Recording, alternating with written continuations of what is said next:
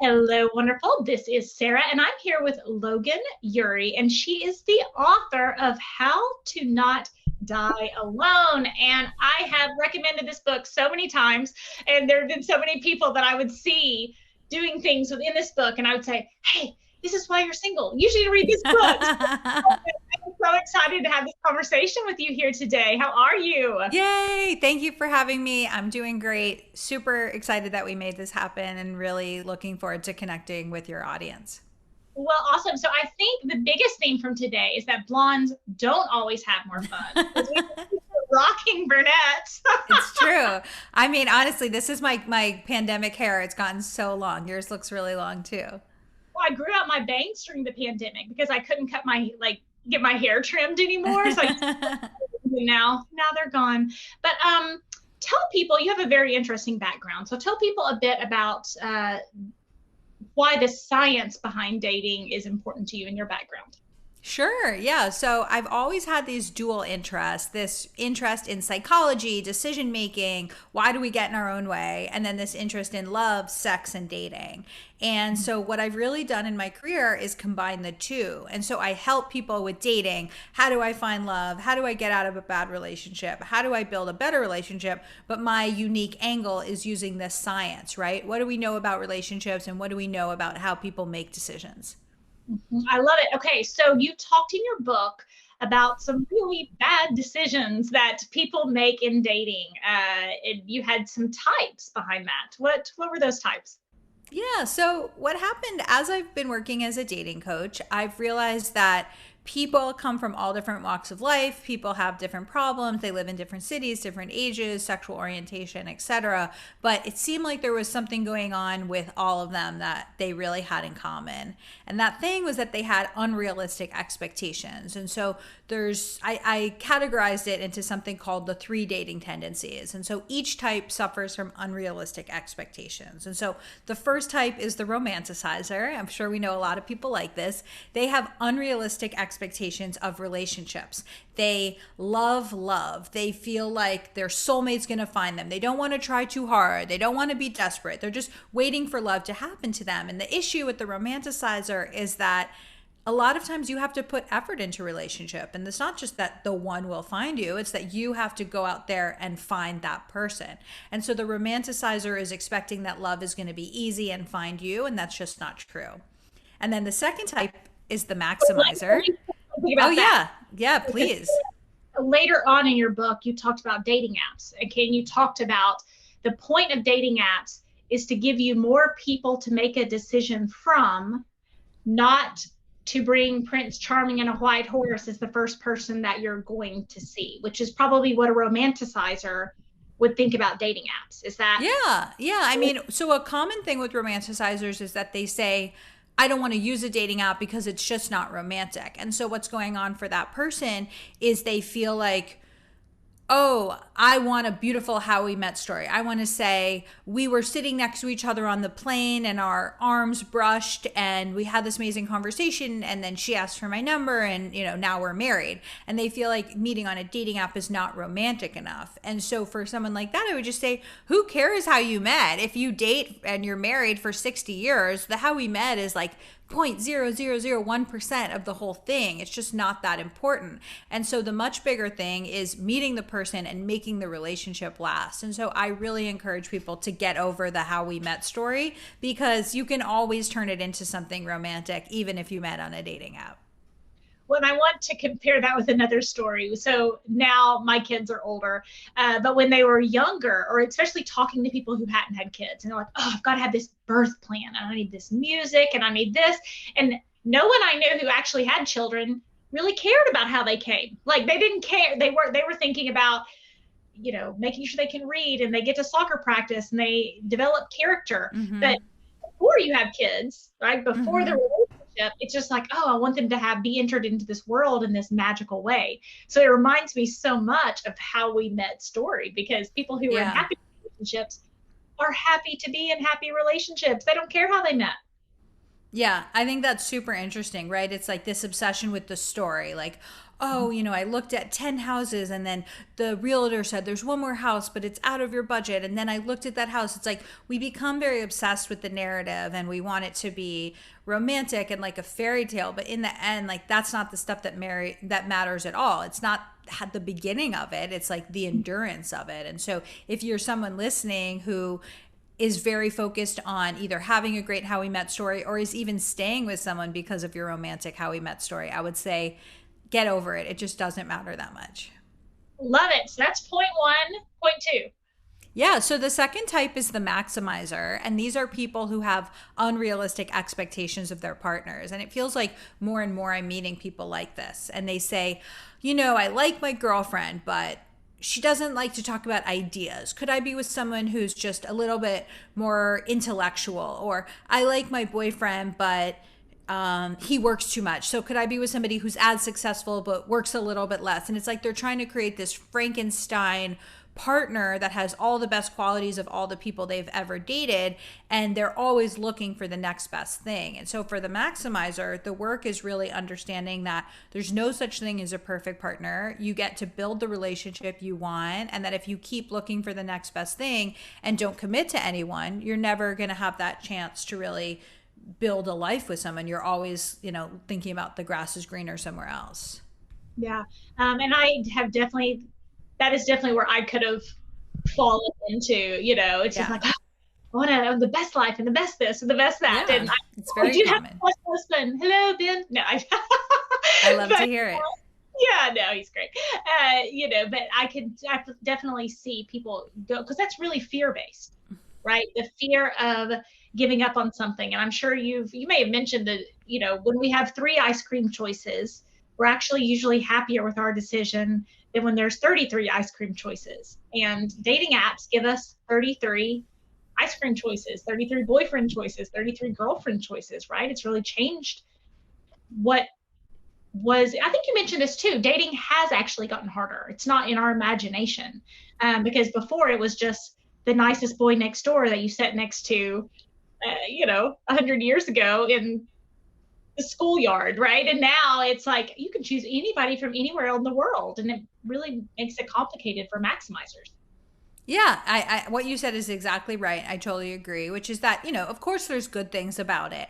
If you are part of the LGBTQ plus community, and in the past it would have been really hard to know, who's gay and who's single and who's interested in me. And now you can just open up your app and see all of these people who are interested in you. That's a huge help. Or people who are dating in their 50s and find it hard to find people. Like there's plenty of things about dating apps that are really, really useful. But one thing that has been complicated for people is knowing, how do I know when to stop and commit to someone versus how do I know if the right person or the perfect person is just one kind of click away. And what advice do you have for them? Yeah, I would say that, well, let's just think about it. So, right, it's like the grass is greener on the other side is this idea that you always think that someone else has it better, so that there's something, or that there's something better out there. But I like the reiteration of that, which is the grass is greener where you water it. And so can you water your relationship? Can you choose someone great? Can you choose someone who you have a deep connection with, who makes you feel your best, who's kind and loyal and respectful, and say, I'm going to build something with this person, as opposed to dating tons of people and waiting for the perfect person and then just assuming at that point that the relationship will take care of itself. And so my advice for that person is reframing it from, let me date and date and date and date until I find the perfect person, to let me find someone great and then build a good relationship with them.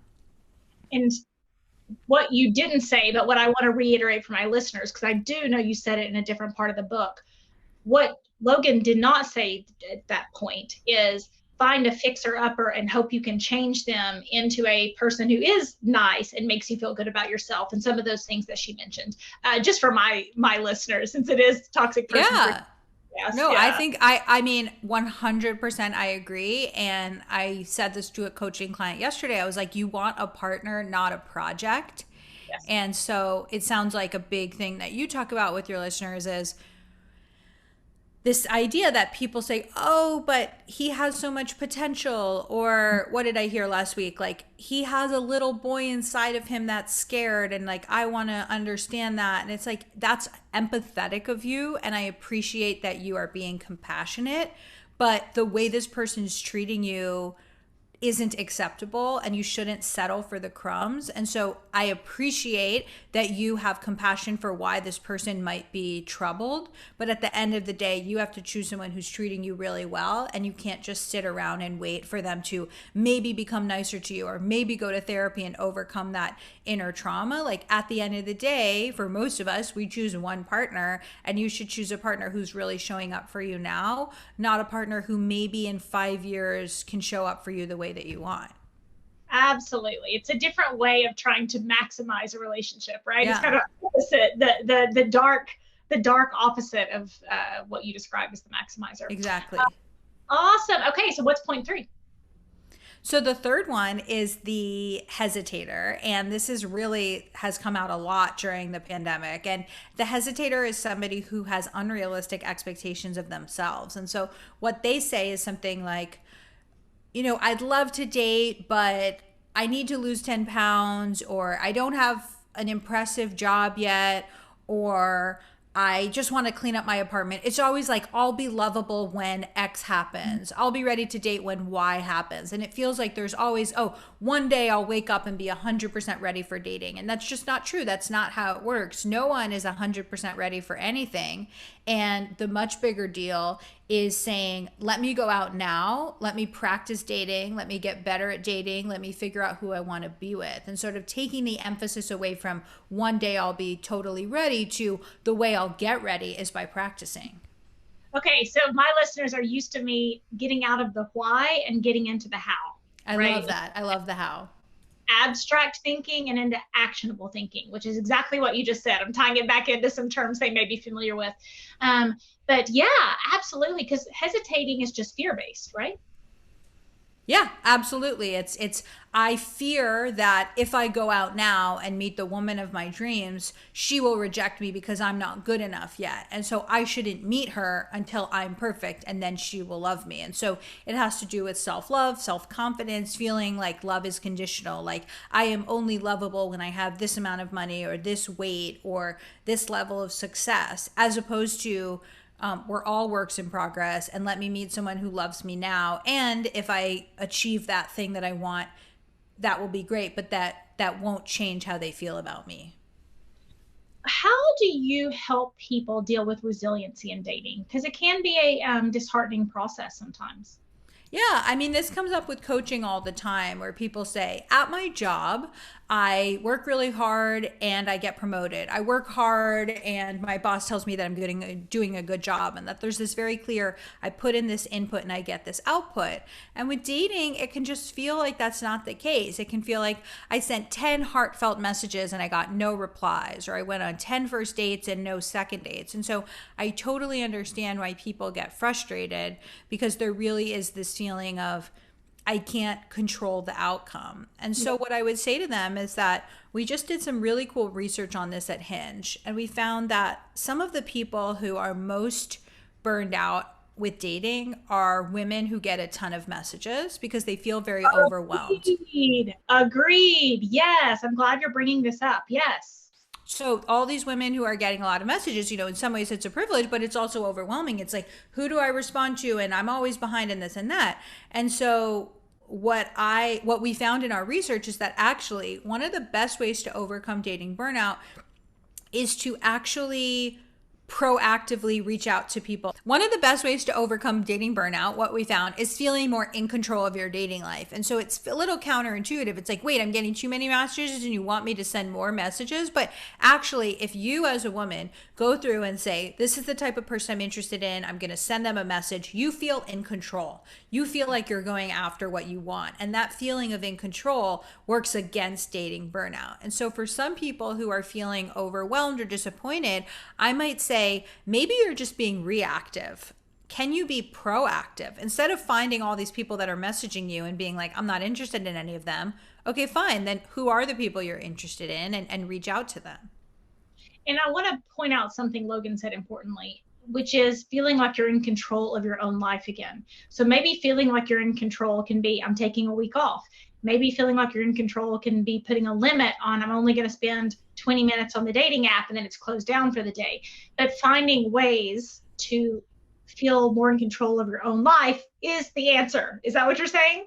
100%. Yeah. And I really love the way that you explained it, which is that no matter what you do, whether it's taking a little bit of time off or refreshing your profile or messaging more people, it's about saying, I'm in control and I get to have influence over the outcome versus I'm just here and whatever happens is up to the universe. No, if you feel more in control, you also feel less burned out.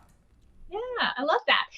Okay, so you talked about attachment styles in your book too, and you said a terrible statistic, but it's also true.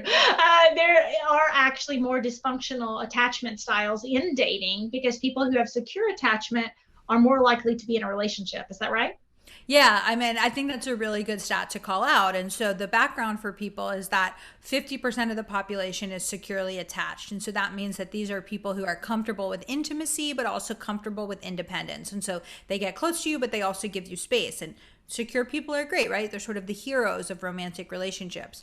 But at the same time, even though that's 50% of the population, a lot of those people are good at relationships and already are in a relationship. And so when you're in the dating pool, if you feel like everyone I meet seems to have these sort of insecure attachment styles, either the avoidant person who says, you're smothering me, I need my space and pulls back, or the anxious person who says, why haven't you responded to my text? Where are you? I haven't heard from you, and is constantly reaching out for reassurance. Then you're right, because a lot of people in the dating pool are in one of the, or do have one of those more insecure attachment styles. Mm-hmm. So if someone comes to you and they say, okay, this guy is emotionally unavailable, what does that mean to you from your work? Yeah, so that can mean a few different things. Sometimes that means this person in general just doesn't have high EQ, emotional intelligence. And sometimes it's just like people come to me. I had this woman who came to me and she said, I've done the work.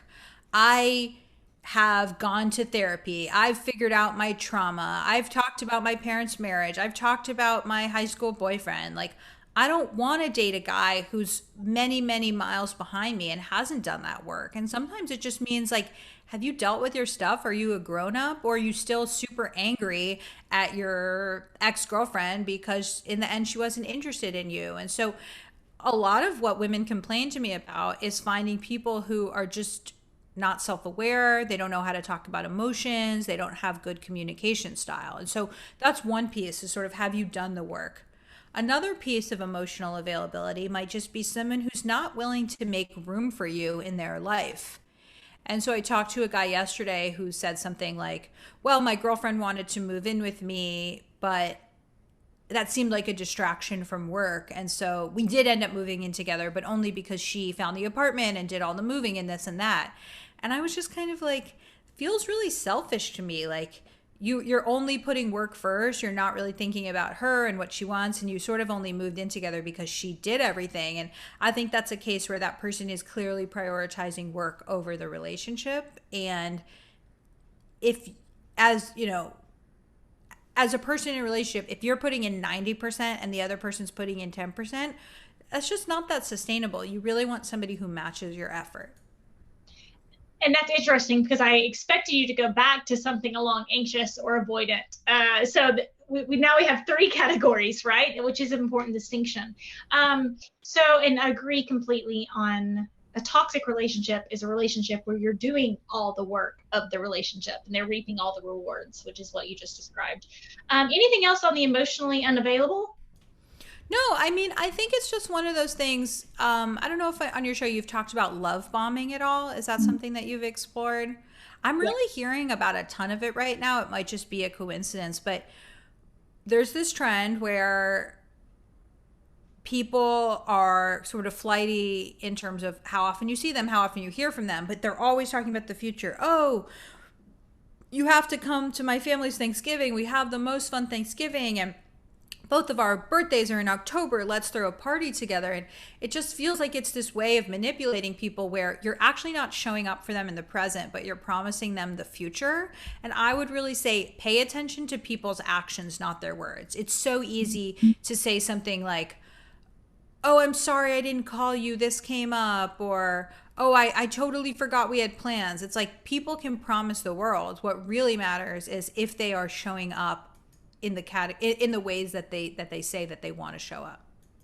Which brings me to another point in your book, which is you are in a relationship when you've defined the relationship. And, it's so easy, like, oh, but he said that we were doing our birthdays together in October. So we're obviously exclusive. And it's like, maybe, maybe not. And if that's confusing, that can also lead to dating burnout as well, right?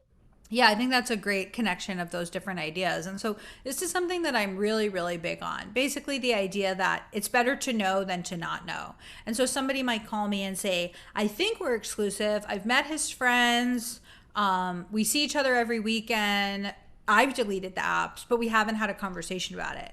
That really worries me. I'm like, you're making an assumption because you hope that it's true, but it may not be true. Whoa. Let's zero in on that, because obviously with toxic Yeah. relationships and not seeing action, that is just a huge theme. You're hoping something is true, so you assume it's true. That is a terrible life strategy in all kinds of different ways. You hope 100%. a bonus coming because you just hope there's a bonus coming, right? Rather than you've had a conversation with your boss, and the same thing in relationships and people being exclusive or being a good person. I hope he's a good person, so I'm going to assume he's a good person. Just trust that he's a good person, despite what the actions may be saying, right? Exactly. Yeah. And so what it ends up feeling like is that, how do I say it? It's like, why aren't you asking the question? You're not asking the question because you're afraid of getting bad news. You're afraid of finding out, I really like you and I'm interested in you, but I'm not ready to commit. Or, oh no, I'm still on the apps. I want to see what else is out there. And so for anyone who's listening, I would say, if you're avoiding a big conversation, is it because you are afraid that you'll get bad news? That is all the more reason to investigate it. And so what I would recommend is that you have that hard conversation. And it could sound something like this. I've really enjoyed getting to know you over the last few months. I'm looking to commit and see if this relationship has legs and if we could last for the long haul. Personally, I'm not interested in seeing other people right now. And actually, I deleted the apps. Like, I know you didn't tell me to do that, but I felt like doing it. What about you? Where are you at? Are we on the same page about the fact that we feel like we could make this relationship work and we want to give it a try? Yeah. And Awesome. then Yeah. yeah, maybe the person responds and says, "Oh, yeah, I think so too," and I already assumed that. Or they might say, "To be honest with you, I just got out of a relationship and I want to play the field for a while." Whatever they say, it's better to know than to not know. Mm-hmm. And if somebody got that response of, I want to play the field, as a coach, what advice would you give to them? Because I can already hear my clients like, oh, I'm unlovable, I'm rejectable, going back into the, what was the third point? The hesitator, that's more and more recent. Yes, such a good point. Yeah. Yeah. I would say, yes, that's disappointing news. I know this isn't the answer that we were hoping for, but I'm glad you found out now, because if you hadn't asked, you might have wasted your time. And 6 months from now, you would have said, I've wasted a year with this person and I thought it was one thing and it wasn't. And I want to have kids and now I'm a year behind.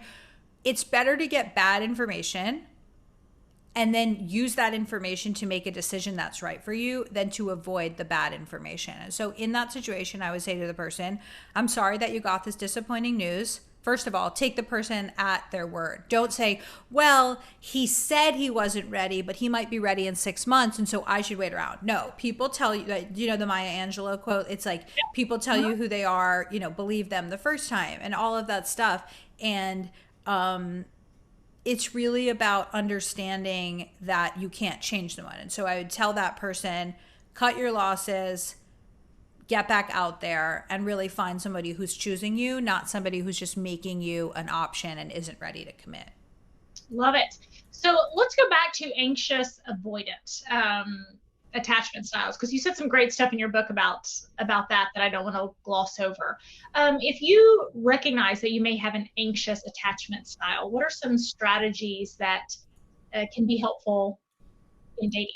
Yeah, it's a great question. And honestly, I think attachment theory is so important. I'm really glad we're spending a lot of time on it, because this is something where, for myself, for my clients, it makes a huge difference. And so one of the things is to just own the fact that you have this anxious attachment style and understand that some people are going to be very triggering to you. So a person that is sometimes available but sometimes pulls away, they're going to trigger the more anxious side of you. And so somebody who doesn't follow through on their promises, who makes you feel like you're not sure if they're interested or not, that person is just going to perpetuate the anxiety. And so really the best thing you can do, if possible, is find a secure partner, somebody who's comfortable with intimacy but also comfortable with space. And that that secure partner is going to help you stay in that kind of green zone where you feel happy and secure, as opposed to an avoidant partner who's going to put you in that red zone where you send the 30 text messages or you feel really unhappy or insecure. So besides finding a secure partner, which can be hard, another thing that you can do is just understand what are the things that trip you up. And so let's say you really get upset when your boyfriend or girlfriend is traveling and you don't hear from them. You can just set expectations and say, hey, I know you have a busy week, but can you just FaceTime me at night before you go to sleep? Or can we just try to text like during your lunch break or whatever it is? And so really being clear with them from the beginning about what you need so that they can give it to you, as opposed to not setting those expectations and then being disappointed when those expectations aren't met. And I want everyone to hit the rewind button on the podcast and listen to the last 30 seconds again, because this is a huge thing that I help women with. And it's like, well, especially the romanticizers. Well, but if he loves it, he's the right person for me, he'll just know what I need, right? No, I have been very happy with my husband for 5 years. And this week there was a situation, and it was like this crazy odd situation where it was like, he was trying to do right by me and trying to do right by his son at the same time. And I was like, no, don't worry about your son. And he's like, and I was like, no, you should worry about your son is what I meant to say. And he was like, no, but you had a hard day. I should worry about you. We were both trying to do something nice for each other. But I said, hey, in the future, just always, like, you could always choose him because it's not like an issue. It's something, a very odd circumstance. I said, no, just always do that. I don't want to feel like I'm in the middle. Yeah. You just do what you need to do. I'm a grown up. Do what you need to do. We'll come back. It'll be fine. That's 5 years in. And it was still like, ooh, I don't like the feeling of, I don't want it to seem bigger than it is, but like asking you to choose between me and your child. Like it's terrible, right? And not the position that we ever want to be in. And he's with me and I'm gracious with him. And we got all these kids running around, But it's just saying very clearly, hey, I'm happy for you. I'm happy to support your relationship with him. I don't want to be in the middle and feel like you're kind of like asking me to decide who you're going to hang out with that night. It's a terrible situation to be in. And that's 5 years in. And we're, but it's just, we're always going to have to say, this is what I need. This is what my expectations are. And in a healthy relationship, it's a 5-minute conversation. It's like, cool. Okay, next time we'll do it this way. It's it. That's it. The end. Healthy, happy, and everybody is getting their needs met. But in a toxic relationship, it's not going to go that well. And if you tell them what they need and they say, well, I don't care, or they don't do it, that's incredible data for you in your future, right? I completely agree. I think that's such a good example. And I think about this all the time where people say, it was my birthday and all I really wanted was a romantic dinner with him. And instead, he took me to a bar with all of my friends. And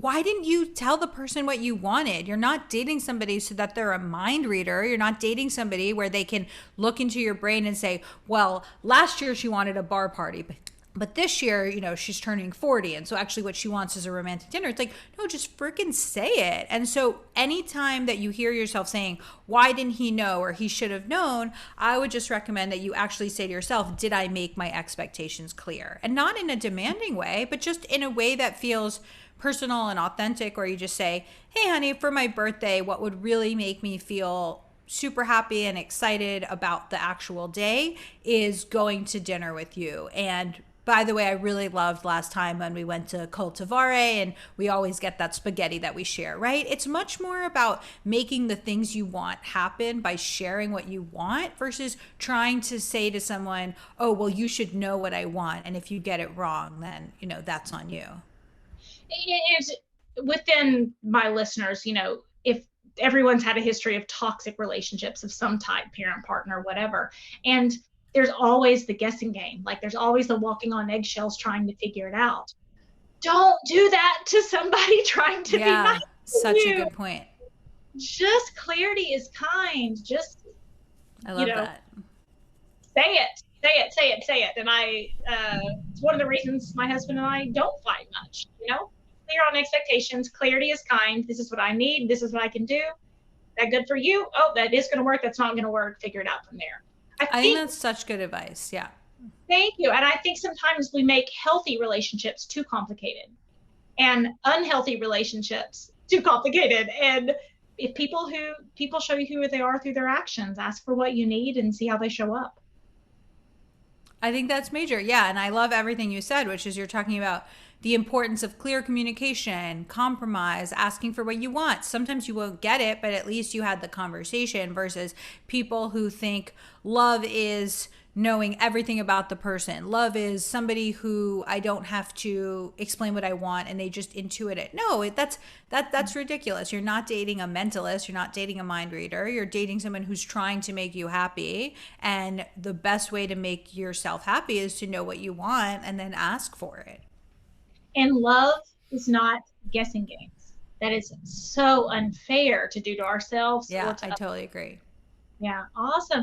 Let's talk about avoidant attachment style. We talked about anxious. So any tips for someone with an avoidant attachment style? Yeah, this can be really challenging for people because it feels like, if I'm in this relationship, I'll lose my identity. If I'm in this relationship, I'll lose my independence. And so really just leaning in and saying, see what unfolds for you when you invest in a relationship. Like, yeah, somebody wants to spend 2 or 3 nights a week with you, and then they want to spend a few more, and you feel yourself tensing up because you're like, I'm not going to be able to go to sleep at this time, and I won't be able to focus on my job. And just call that out for what it is and really own it, and then say, the rest of my life I've chosen this other path where when somebody gets too close, I push them away. Now I'm going to try a different path because I want to find love, and this avoidant style hasn't worked out for me before. And so for the people with the avoidant style, I would say to them, own the fact that you're afraid, own the fact that you feel a little bit smothered, and just say, how can I both have boundaries around how much time I want to give this person, but also try something different, which is letting somebody in. And have you noticed the avoidant attachment style being attached to fight and flight? Is it somewhat that flight? Yeah, that's an interesting question. I mean, I don't know if I've seen that exactly, but I can tell you one interesting thing, which is that there's a concept in fighting called flooding, which is, you and I are fighting and I feel really overwhelmed and my body just floods with hormones and I can't really listen to what you're saying. I can't really have high level thoughts because I'm just in protecting myself. And it's really, you're in that fight or flight mode. And so that's why some of the best advice on fighting is that if you or your partner is experiencing flooding, to actually take a break and say, let's revisit this conversation when I feel a little bit more calm. And that's just a great way of having more effective fights. Awesome. Okay, so to last point, you know a lot more about dating apps than most people do. Give us your top 3 tips and advice for online dating. Yeah, so the first thing is definitely investing in your profile. A lot of people make their profile when they sign up, they rush through the process because they're trying to get to their matches and they just don't do as good of a job as they could. And so for your profile, you should have a variety of pictures, a full body shot, a headshot, you with family and friends, you doing an activity you love. Really tell us a story through your profile. The second tip is what we talked about before, which is being proactive about going after what you want. Don't just sit around waiting for the likes to come in. Actually go after the people who you're interested in. And the third one is get to the date as quickly as possible. People spend way too long messaging and trying to figure out, is this the person who I want to meet up with, and do we have enough in common, and let's text for weeks and weeks and weeks. It's like, no, just get to the date faster. And maybe that means doing a video date. Maybe that's what makes you feel most comfortable. But really the biggest thing is get to the date and see if you have a connection. I love it. So, Logan, if you got to broadcast to the world 1 minute, you had 1 minute and the whole world had to hear you, what would you say that you think people need to hear? I would say that relationships are the foundations of our life, and our health, happiness, and overall life satisfaction hinge on the quality of our relationships. And so, if you're spending a lot of time on your hobbies or your career or family and friends, that's all great. But really, can you invest in your romantic life? Can you break bad habits? Can you push yourself to try something that's uncomfortable for you? And how can you really own your romantic life and feel like you're in the driver's seat? I love it. Logan Yuri, How to Not Die Alone. Check out her book. Where can people find more about you? Yes, people can find more about me on my website, loganyuri.com. They can learn about coaching. They can sign up for my weekly newsletter. And people can also follow me on Instagram at Logan Yuri, Twitter at Logan Yuri. And for anyone who is interested in those 3 dating tendencies, there's a quiz you can take on my website. Awesome, Logan. Thank you so much for helping us on our journey to becoming toxic person proof. Woo! I love it. Thank you so much for having me.